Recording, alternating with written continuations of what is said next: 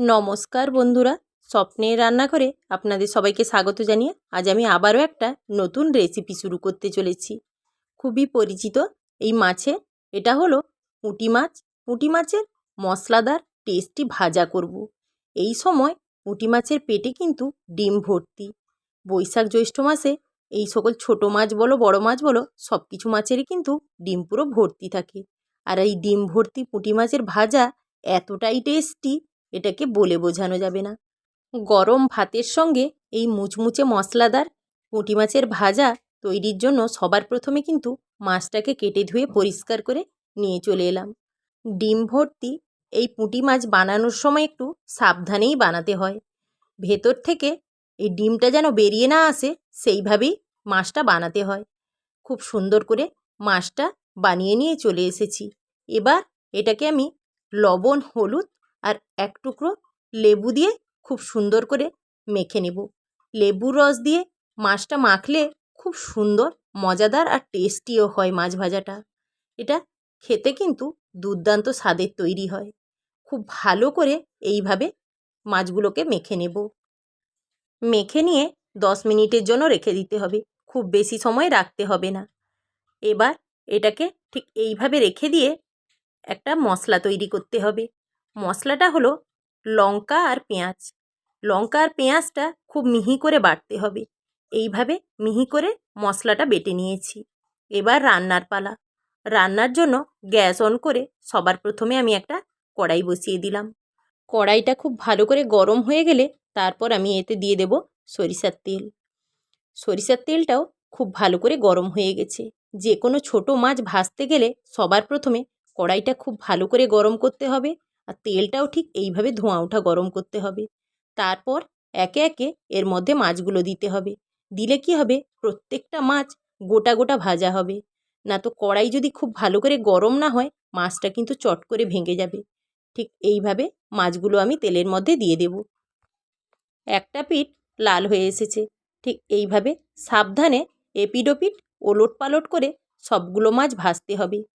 এখনই মাছটা কিন্তু একটা পাশ পুরোপুরি হয়ে যায়নি, আর একটা পিঠ ওলট পালট করে এইভাবে ভেজে নেব। দুটো দিকই ভাজা হয়ে গেলে তারপরে অনবরত নাড়াচাড়া করে মাছটা ভাজতে হবে।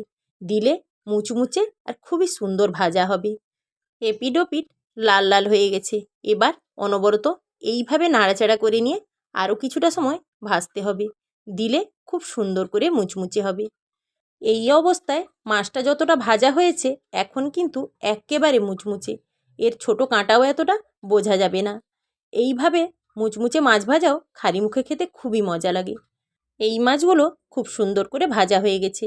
এবার আমি তুলে নেব।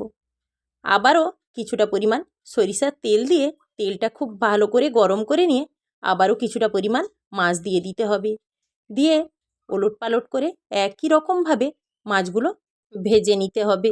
একে একে সবগুলো মাছ ঠিক এইভাবে নাড়াচাড়া করে এপিঠ ওপিঠ ওলট পালট করে মুচমুচে লাল করে ভেজে নিয়েছি। সবগুলো মাছ ভেজে তুলে নেওয়ার পর এবার কড়াইতে দিয়ে দিলাম কিছুটা পরিমাণ সরিষার তেল। এবার দিয়ে দিলাম বেটে রাখা লঙ্কা আর পেঁয়াজটা। এই সময় কিন্তু গ্যাসের ফ্লেমটা একদম কমিয়ে রাখতে হবে, না তো চট করে এই মশলাটা পুড়ে যাবে। যদি কড়াই খুব বেশি গরম থাকে পারলে গ্যাসও অফ করে দিতে হয়। এইভাবে অনবরত নাড়াচাড়া করে নিয়ে মশলাটাকে আগে ভেজে নিতে হবে। মশলাটা ঠিক এইভাবে ভাজা হবে, মশলা থেকে কিন্তু একেবারে তেল ছেড়ে দিবে না। ঠিক এইভাবে ভাজা হয়ে যাওয়ার পর ভেজে রাখা মাছগুলো দিয়ে অনবরত নাড়াচাড়া করতে হবে। অনবরত নাড়াচাড়া করলে মাছের মধ্যে এই মশলাগুলো খুব সুন্দর করে মিশে যাবে। দিলেই টেস্টি মজাদার এই মাছ ভাজাটা তৈরি হবে। এই মশলা দেওয়ার পর খুব বেশি সময় নিয়ে ভাজতে হবে না। এইভাবে অল্প কিছুটা সময় নাড়াচাড়া করলেই মশলাটা খুব সুন্দর করে ভাজাও হয়ে যাবে আর মাছের মধ্যেও ঢুকে যাবে।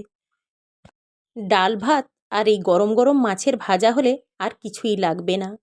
একদম টেস্টি মুচমুচে ভাজা পুরোপুরি তৈরি। আমার এই রান্নার ভিডিওটা আপনাদের যদি ভালো লেগে থাকে আর আপনারা যদি ইউটিউব থেকে দেখেন তাহলে আমার চ্যানেলটিকে অবশ্যই সাবস্ক্রাইব করে দেবেন। আর যারা ফেসবুক থেকে দেখছেন তারা পেজটি অবশ্যই ফলো করে দেবেন। আর লাইক কমেন্ট শেয়ার করতে একদমই ভুলবেন না। আমি ফিরে আসছি নিত্য নতুন নানা রকম রান্নার রেসিপি নিয়ে।